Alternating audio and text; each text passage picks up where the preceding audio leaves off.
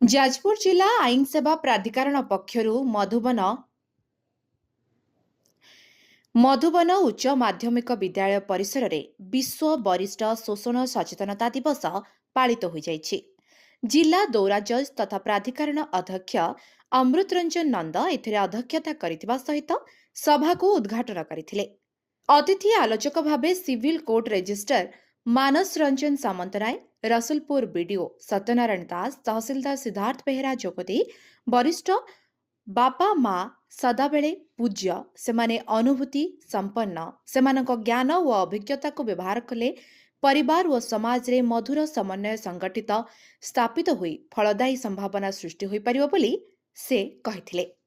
ବରିଷ୍ଠ ନାଗରିକ ଆଇନ 2007ର ବିଭିନ୍ନ ଦିଗ ବିଷୟରେ ଆଲୋକପାତ କରାଯାଇଥିଲା।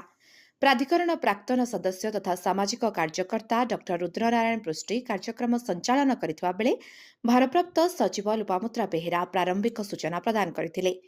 ଅବସରପ୍ରାପ୍ତ କର୍ମଚାରୀ ସଂଘ ସଭାପତି ଜିତେନ୍ଦ୍ର କର ଧନ୍ୟବାଦ ଅର୍ପଣ କରିଥିଲେ। ଆଜିର ଦିବସ ମହତ୍ତ୍ୱ ଆଧାରିତ କଣ୍ଠ ସଙ୍ଗୀତ ପାୟଲ ପଣ୍ଡା ଗାନ କରିଥିବା ବେଳେ ବାପା ମା ବରିଷ୍ଠମାନଙ୍କ ଉଦ୍ଦେଶ୍ୟରେ ସଚେତନତା ଧର୍ମୀ ସ୍ୱରଚିତ କବିତା ପ୍ରଦୀପ ସାମଲ, ପ୍ରତାପରୁଦ୍ର ପଣ୍ଡା ଓ ସନ୍ତୋଷ ପାଢ଼ୀ ଆବୃତ୍ତି କରିଥିଲେ।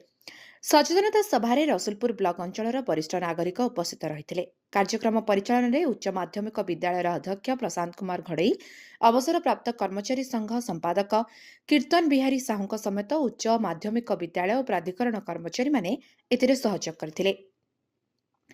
ଯାଜପୁରରୁ ଅଭିମନ୍ୟୁ ମିଶ୍ରଙ୍କ ରିପୋର୍ଟ, ଲିଭ୍ ଲାଇଫ୍ ଓଡ଼ିଆ।